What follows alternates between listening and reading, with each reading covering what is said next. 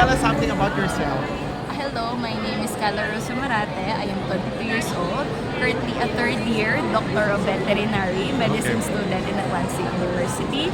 I am raised by a single mother and I'm representing Victoria's Secret. Being raised by a single mom, what can you promise to those who are also raised by the single mom or single dad? I think what I can promise to them is to always be grateful in life because as someone who's raised by a single mother, I've always thought that I didn't have a complete family. But growing up, seeing my mother, tita ko, ganyan, hindi lang siya galing mother, but I already have a complete family. So it really taught me to, instead of looking what I don't have, but to really appreciate what I have in life. And I think that's something that made me more appreciative and grateful as a person. As of the present, joining this, what are the, like, if I ask you one or two things that you appreciate the most?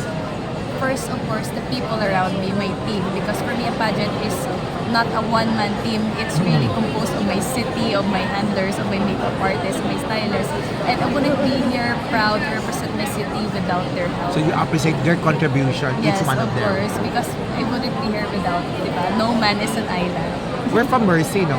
Yes. Is there a product that you would want to connect yourself with? What is it? For me, it's piyaya. Why? Yes. Because I can remember sa elementary ko, magpuli kami. It's really a snack na ginalapian ko, magpuli. And you love to eat that? Yes. It's really bringing the nostalgic feels of my childhood. Thank you. Thank you. Well, I'm Zoe Clarice Limson and I am 5'7". I'm 18 years old. And Very young. to tell you honestly, a little fun fact about me would be that I'm the eldest out of many cousins and I'm already the shortest. Okay. Given the 5'7" height. Yes, and more about myself, I think you've heard advocacies. I would really love to share my own.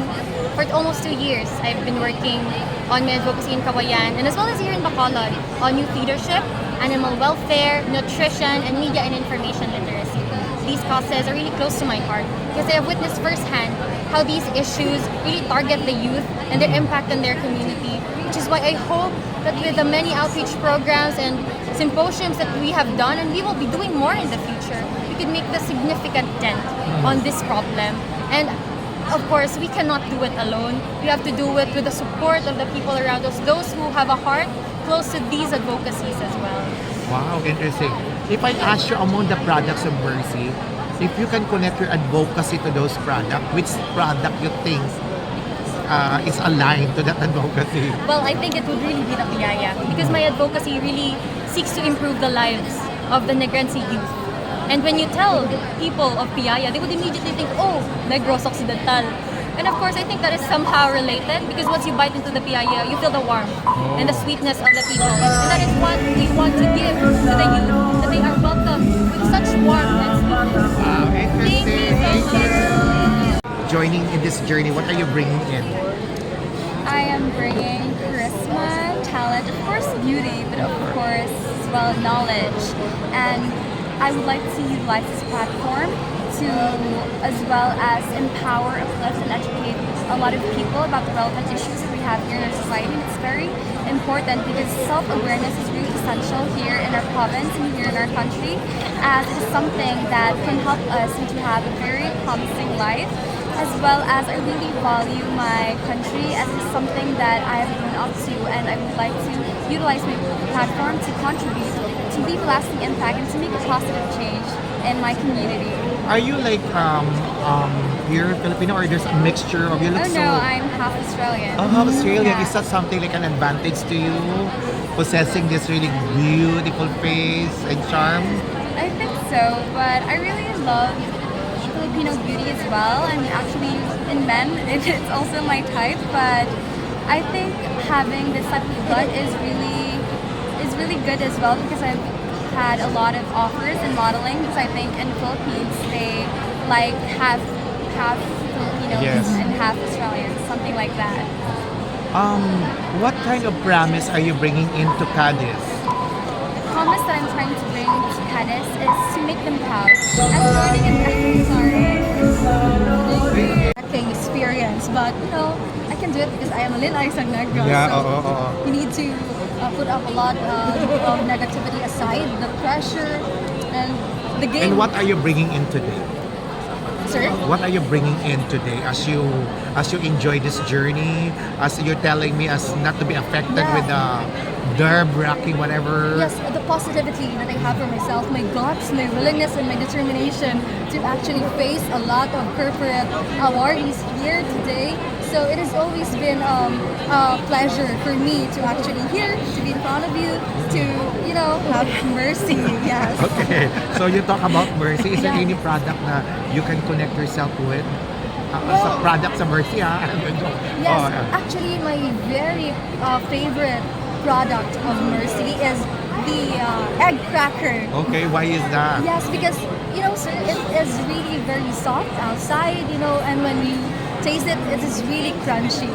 You know, when you savor it, the flavor is different. Although, and also when I was on a diet, that is what I am eating, the egg cracker, and that helps me to be in this shape. Oh, interesting.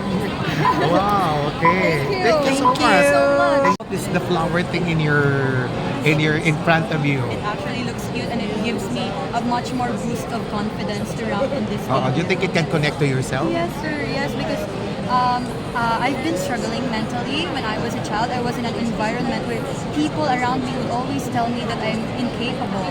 But growing up, I know that I trusted my potential. I owe this journey to the people who believed in me, which also made me believe in myself. So I think that's what made me truly a powerful woman, sir. And it connects with what I'm wearing right now. Amazing.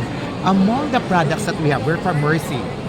Can you connect what product and why you think you can associate that to yourself?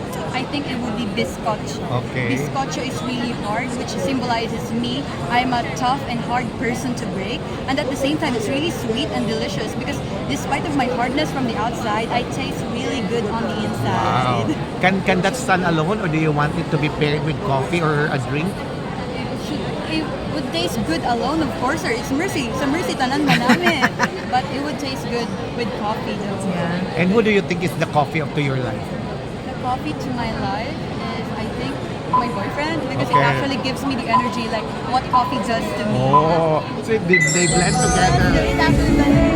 It's because I was a traveler because I'm Hinubaan, from Hinubaan. I've been traveling from Hinubaan to Bacolod and it's such a long ride. Okay. And during that ride, whenever we stop by at Mercy, Mom and Dad always buy me this cheese tarts. So these cheese tarts reminds me of this childhood memories because as a little background, I have a severe nausea during traveling. Okay. And these cheese tarts cures me. So I was really glad when that corporate visit day, I got to see the cheese tarts. And you love it. Childhood memories. I love it. And it's a given that I'm located at the Lumina. And it's just in front of your factory. So every morning I go by at the stall in front of your factory to buy your products because I'm really a fan and a loyal consumer. Because Mercy, it's not just Manamit. Mercy reminds me of home and reminds me of my childhood memories. Wow, interesting. And what promise can One best character as a candidate is my patience, because I do believe that if you're patient, you're able to conquer and pursue the things that you love, and you're able to face challenges and hurdles fearlessly. how old are you? I'm 21 years old. At your young age, what do you think is your major challenge or that you've encountered in your life? I think major challenge that I've encountered in my life as a 21-year-old would be probably myself, because I was once experiencing self-doubt, and during those times I always thought that I was never good enough. But as I joined Lin-ay Negros, I really took this opportunity to shine the spotlight on myself and my municipality, and I consider it one of the biggest blessings because I never would have thought that I would be right here, right now, in front of these people, in front of you, meeting you, and to become an inspiration as well to other people. What replacements have you made to cancel those beliefs about doubt, self-doubting? Well, during those times, I just looked into the eyes of the people who supported me, and I keep looking back at myself because I want to improve myself, because I thought to myself that I should not dwell on negative things. Wow, not well. Thank you. Is it giving you power? So for me, these tones reflects me as a Nile, isang Negros candidate. Despite of 29 ladies, I need to stand out over them with my purpose, which is to advocate and to empower youth through livelihood education. I myself, ma'am and sir, is a graduate of technology and livelihood education. So I need to focus on this one because I'm not born privileged, so I need to balance work and of course my studies. And this story, I would like to inspire my fellow Negros Occidentals that their dreams or poverty will never hinder them to reach their dreams. And I myself is a testament of that. Oh, amazing. Thank you. And what promise can you give to the young generation about the struggles, the experiences that you have had? Okay. So my promise about to Negros Occidental with this Lin-ay pageant is that I'll not be a woman of just words, but in action. And of course, I am a woman of purpose. Wow, amazing. Thank you so much, sir. You're familiar with Mercy, of course. Yes, sir. If Because you it's can a- choose one product, what kind of product would you like to connect yourself with? Of course, the one and only Piaya of Oh, Mercy. why is that? Because Piaya has something sweet to offer inside of it, and that's Thank you so much. Mercy color, why do you, how would you connect that color to your personality?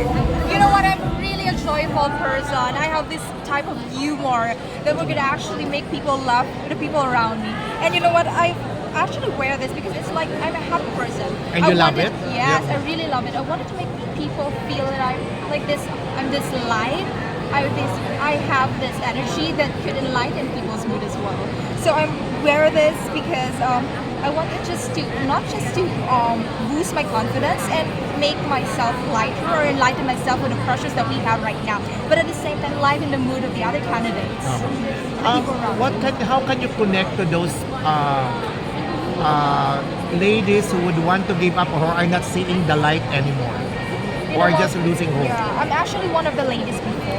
You know what? Okay. I've been in the dark. I've had anxiety. I feel so depressed. But at the same time, I look forward in the dreams that I have in my life. So to all the ladies out there who's feeling in the dark, I wanted you to feel yourself more. Be confident. Get out of your shell. Because at the same time, when you stay on the comfort zone, when you stay in the dark, you will not see the light. And at the same time, you will not reach the dreams that you have in your life. So it's better to stay focused.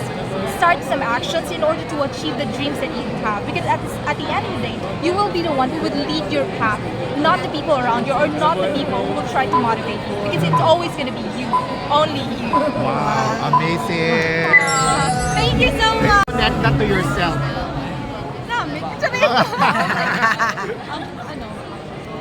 Now, like I can connect myself with the word tanan manami sa Uh-uh. voice. Kaya wala isang kalain sa akin. I am beautiful, I believe. Yes. Inside and out man is. And I'm here and I'm very prepared man sa akong journey as an Negros with very strong advocacy. In case you don't know, Miss, I'm an SK chairperson in my barangay and SK Federation Vice President of the entire La Carlota City. So my advocacy is not just on paper, but it's being carried out and being practiced because I have not just taken an oath before the city itself and the people to God, and I'm here to fulfill that with my most. Being a leader, what you think should you prioritize most in making a promise to your constituent or to your followers? Well, these past few months, we've been busy with promoting about, we are making projects in related sa environment. Because sa ako na barangay, so, oh my God, grabe, yun ang mga problems sa basura. So, I have been partnering with Universal Rubina Corporation for the One Goal for Plastic. So, kami ang nag-spearhead sa bilog na Carlota for this year. And we have collected like 250 kilos of basura in exchange of That's only one time, big time. one time. January 22nd. Describe yourself. Tell me something about yourself. I am a very simple person and I love authenticity. That's all. What promise can you give to the younger generation, especially in pursuing their dreams and being resilient? I promised that I would be an inspiration, a beacon of hope, and a symbol of progress and empowerment. Because I do believe that everybody has a voice, and I would use mine to inspire others to also be comfortable in themselves and to reach their full potential, so that we can be productive citizens of Negros. Among our products, so Mercy, which you think you can associate yourself and why? Really, I love the mocha rolls. Why? It's chocolatey and it has a little caffeine in it. You know, it's a mixture of everything, and I want to experience everything in life. So I think that's the best food that could associate with myself. Wow, interesting. Okay. Another thing, what learning so far have you encountered joining this pageant or competition? So to handle pressure with grace and poise. Yes, because it's very stressful, but hopefully I managed it. And of course, with the help of the good support system, I was able to withstand every trial that may come my way. So win or lose, what's your mindset? I would just continue to inspire others and also probably do many things. Tell us something about yourself. Briefly. I am Leon Florentino, 19, from Moises Padilla, a hosting enthusiast. In hosting enthusiast, among our products sa Mercy, which you think or what product can you identify that is somewhat connected with yourself? It's the bizcocho. Why? Bizcocho, a sweet baked bread coated with butter and sugar. So that resonates with myself because despite of all odds, despite of all the hardships in life, I remain sweet, I remain positive, I remain flavorsome as I am. Do you want to go your bizcocho with coffee or Yes, sir. just plain? Oh, who do you think is the coffee sa imong kinabuhi? It's my parents. My why? parents, sir. So I believe nga ang nagapahumok lang man gid sa akon. So ang akon gid nga pamilya. So sa tanan yung mga success ko, sa tanan yung mga errors sa life ko, they remain with me. They remain sweet sa akon, they remain calm, and they remain easy sa akon. So it's my family, sir. Joining the pageant comes along with responsibility, Yes. right? What you think is your responsibility to those younger generation looking at you? To be a role model. Because bilang isa ka kandidata diri sa Lin-ay, I am an example, I am an asset, and I will be their role models. All right. Thank you. Seven. Oh, you're 5'7". Okay. What are you bringing? What kind of character are you bringing as you join this competition? You think your best character? I think I am a person who is a risk taker. A risk taker because even though with the different things that I have encountered in my life, I know it would be hard. I take those challenges as a motivation that I need to continue because I know my capabilities and I know myself. And with that, I could really share to them that with those things that is happening in your life, as long as you believe in yourself and you have that resilience in you, you can continue and to become your best version. Okay. I think girls at your height are really not this is not normal, no? Yeah. Now you're 5'7", you're that tall. Is that an asset or is that something that you feel like a disadvantage to yourself? For me, it is an asset because not all can be given in this height. And for me, with this height, I could do many things. I am actually a student athlete. I play volleyball at La Salle, and with that, I could use my skills. And why not? I may be a professional volleyball player in the future. So yes, it is my asset. Wow, interesting. Oops. I wish you would like to ask more something that you would want to represent yourself. It's just my branding po, sir, because What is your branding? it's soft but sweet. Ooh, okay. Soft but strong. Talking about sweetness, we are coming from Tanan Manamit, Yeah. okay, which is also sweet. Among the products of Mercy, is there any product that you can associate yourself with? It's piyaya. Why? Because piyaya is my favorite. And whenever I get to eat piyaya, it gives me sweetness. That whatever trials and obstacles that I have faced in my life, or here in my journey in Lin-ay sa Negros, I was able to stand up and give my sweet smile to everyone po. What during this is what do you call this? The journey Yes. of this Miss Pana-ad, right? Or can you Lin-ay. Lin-ay, yes? Can you tell us like one learning or moment of truth that you have encountered? It's for me to not doubt myself. Because there are a lot of people that are doubting me because of my height, because I am not capable now to be here. And I am one of them. But now that I am here, I am believing myself that I can do so much. Thank you, sir.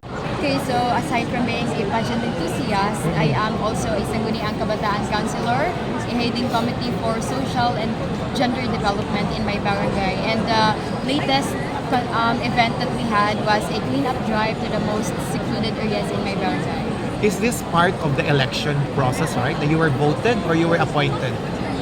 It was, Voted to be part of the barangay? I was voted. Oh, I was voted. Yes. What kind of promise can you give to those who trusted you to be part of where you are now? Okay, so that their vote will not be wasted because I would always do my part as a leader, as someone who is chosen to be in that field. And I would not waste those votes and continuously engage, promote the youths to engage actively in social activities. How would you connect to members or sectors of your youth that are actually losing hope, especially now, right now? Easily they just give up. Would you like some learnings that you would like to give them? I wanted to enlighten their mind to be socially active and create support group that would enable them to be active in different engagements in the So society. you think you're an effective leader? I believe I am. Oh, perfect. Are you happy with what you're wearing? Yeah, of course, it is inspired with our seal. There's red around, and since I am the first ever Binibining San Enrique, it's nice and to wear this Filipiniana. Are you pressured with bringing the crown to San Enrique? Of course. So win or lose, how do you see yourself, or how would you put yourself into proper perspective? I can always put myself in a proper perspective because in a way that I know myself, I am a woman with passion, with strength, and I know who I am. How old are you? I'm 22. Oh, amazing. We're from Mercy. If there's a product that you would want to connect, what is it and why? Connect to yourself. It's always PIS. Sweet. Why? Because I am sweet, daughter, friend, and a girlfriend, of course. What sweetness attribute can you give to San Enrique or to Negros? We can always, again, sir? Like if you told me that you're sweet, if you're going to define it more, what kind of sweetness can you give? We're in a land of sweet surprises. Sweet surprises. Yeah. All right. Briefly. I am Mariana Alvarez, I'm 20 years old, and I'm representing Silay City.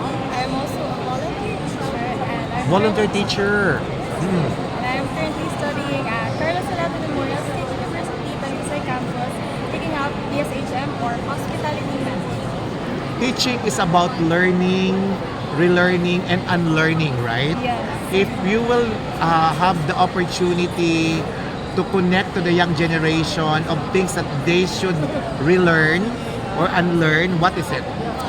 Things that they should unlearn. Yes. That's what I would choose. Because I think that the things that they should unlearn would be not obeying their parents. We're not listening Honoring to the their parents. Oh. Because actually, I have experienced that kind of thing. And it is something that I really regret, and it is something that I want to teach the children is to always obey their parents, especially with that kind of age. You know, it is something that you really need an adult to supervise you and to guide you when it comes to the reality of life. Because let us face the fact that life is very hard, Yes. especially when it comes to children nowadays. How about those young generation that are losing hope? What can you impart to them? Actually, I was one of those generations, so I can really tell them pray and hope for a better tomorrow because you know life can never come. Wow. Can you connect your personality to what you're wearing, and why do you think? I think this is a very unique outfit, and so I think I'm unique. Okay. So I think it really matches me well. What kind of promise can you give to Sipalay, especially those who are really rooting for you to win? My promise to my fellow Sipalaynos, especially to my supporters, is that I will really do my best in this pageant. Without their support, I wouldn't be here right now with you. That would be my promise to them. Great.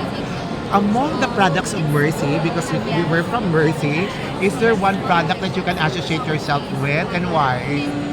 I think Pia, yes. Okay, why man? My nickname is Spy, and I think it really sounds kind Sounds of similar. like- And it's really one of my favorites. Ever since I was a kid, Pia is a staple in our house. Every pasalubong, every snack, even just a simple snack, Pia is always present. Okay. Most of the generation now are now losing hope. What can you tell them briefly? I think It's okay. Tanan manamit sa Mercy. You think your life also is tanan manamit categorically and why? Actually not, sir, because as a person na with the adversities na gina-face, ang unang would lie, sometimes we see that as our downfall. But let us remind ourselves, those failures are only stepping stones to our success. And that is very important. Hindi tanan manamit, pero tanan beneficial para ma-reach ta ang sense of success ta, ang pinakataas na pedestal sang kanamit sa aton nga life. Una for me, actually. How can you connect this kind of point of perspective or reference to someone who is losing hope, na younger generation? It's very, and tagid man namin malikawan, especially I'm a psychology student, and we are not stranger sa depression, sa anxiety, and any other mental health illnesses na ginagalinaan nila. And they're the ones mostly nga kakalose hope na. Pero at the end of the day, there's a light in the tunnel. We come to realize na hindi lang na siya really about na kapoy ko sa buong, wala ko kwarta sa buong, paano ning kabuhin ko, doon ka mo na malamisaw. So I would like to tell them na it's just a phase. It's just a phase. You can cry all you want, wail your eyes out, hibig na kung gusto mo, pero you should not give up because at the end of the day, may ara, gigitaw, mga butong sino sa kanila. Ooh, Thank you so much. And anyway, kurin ko kung galing na sing Thank you so much. Beauty and charm. I think I'm bringing in today my mindset and my attitude into winning the crown and Wow. also representing my beloved municipality. And what promise are you giving to the young generation and especially for those who are rooting for you from Toboso? So my promise would be if ever that I would win the crown, I would promote safe space for all, especially for the youth who are suffering from mental health. Oh, okay. And any particular what do you call this promise or statement that you would want to convey to those who are losing hope or who would like to give up? I think one promise that I would give them that somehow I will be a living testament for them because I will be here to hear them, to hear their thoughts in order for them to be safe as well. We are from Mercy. Yes. Is there any one product that you can connect to it and why? Connect to your personality? I think it would be bizcochos. Okay. Because somehow I am intimidating, very hard looking outside. However, once I am paired with the right coffee, once I am paired with the right person, I soften. I have a soft heart that I could also be someone to talk to and someone to communicate to. So do you want to be paired with something like coffee? Who is your coffee in your life? My family, of course. Oh, interesting. Ooh, 5'9". Is your height like for you an asset or somewhat like a disadvantage at some point? Well, for me, I can say that height was never a prerequisite in pageant, especially nowadays, like, since we don't require any more height requirement. But for me, it would be my advantage because even though you're not doing anything, people will just stare at you because you're tall. But at the same time, I want to prove to everybody that I'm not just tall. I am a woman of substance, a woman of purpose, and a woman that is also beautiful inside and out. Wow. Among the products that we have from Mercy, is there one product that you can connect to it and why?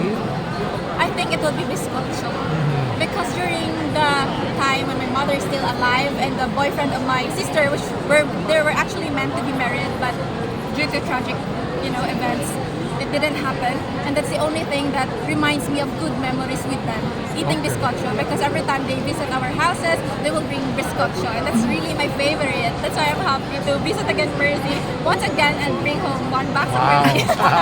Do you want your bizcocho to be paired with like a drink, a specific drink? No, I just like it plain. The way to it really is. savor it. Okay, amazing. What kind of lessons or teachings would you like to give to the young generation these days? To be honest, to really not compare yourselves to other people. I've been through that, but I tell you, comparison is the thief of joy. Wow, big word. I'm Nassim Baclauna and I'm a first year nursing. And the reason behind why I chose nursing course is because caring and compassionate is my passion and I want to care for humanity. And my advocacy is bridging the healthcare gaps in rural areas because as someone who also live in rural areas, I have witnessed a lot of considerable challenges that they endure, particularly in vulnerable times such as diseases and illnesses. And seeing them making a makeshift crafts such as bamboo poles and comforters to transport the patient to the nearest barangay have served as a profound inspiration for me to advocate on their behalf. And I believe that joining in this pageant, I can seek support to the government to implement this advocacy. There's now, I think, a big demand no, of going out, especially with nursing. Are you part of that? Who would also want to explore more opportunities outside the Philippines? Yes, because it is also been my dream to travel and Okay. I want also to work abroad. Among the products of Mercy, is there any product that you can associate yourself with? It is the butterscotch. Or why? Yes, because it is my favorite ever since I was a little girl. It's bringing you good memories. Yes. From having a lot of roles, mom, like I am a student leader, I am an SK Kagawad, and also like pageant enthusiast.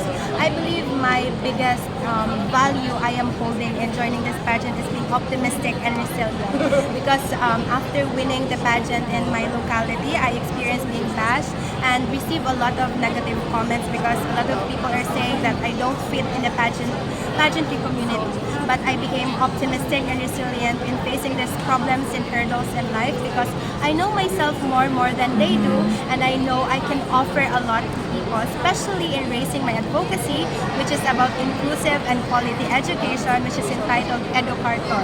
Wow, interesting. Good to hear that you are embracing resiliency.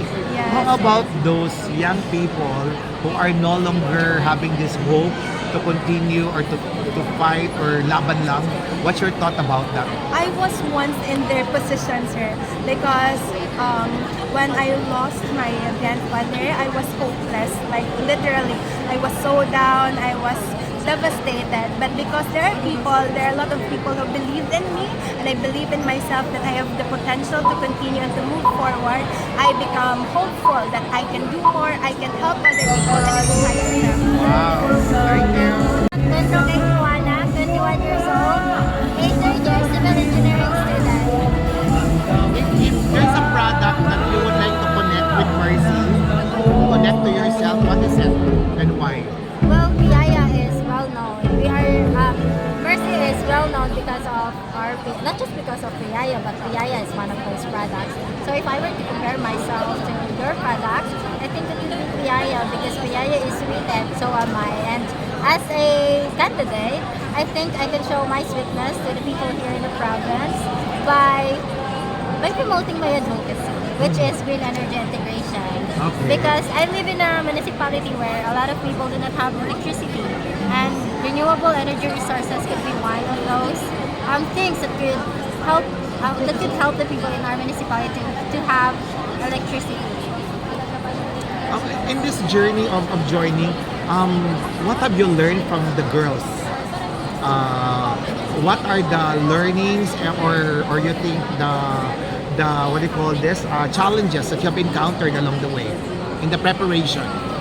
Well, the challenges, it is more on me, not with the girls, because I love the sisterhood and the camaraderie that comes with competing in a pageant. Ang mga self-growth and confidence building na ginaano sa mga co-candidates man, which is so nice. And sa mga challenges naman, I think it's on me lang kasi I am my own opponent. Ako na nag-pressure sa kanila. Oh, interesting. Thank you so much. telling us right away that you belong to the indigenous, ano? Yes, sir. Why Because is that? I am unique and I am proud that I am a member of indigenous people. And first time yung nag-intra sa Lin-ay sang Negros nga indigenous people. So representing Don Salvador, coming from that sector, what is it that you would want to bring or promise to them? I promise that I will continue inspiring not only indigenous people but the whole Salvadorian na makontinue sa ilang nga dreams paagi sa akon, miss. Kaya sa wala nakabalo is I am self-support, miss. And I remember nga naghambal si Papa sa kanya, hindi na niya kaya kapaspilahon ko, but I pursue my dreams. I pursue nga, nag-apply ko yaya para lang mag-support ang ako myself. And ang muna gusto ko ipabalo sa ila nga ang kapigaduhan na hindi makapugong para malabot ang imong handong. Amazing! I am May Ruth, Girl in Eyes, ang Ibi, Magalona. Yes! Kyla Rose Rumarate 22, Victoria!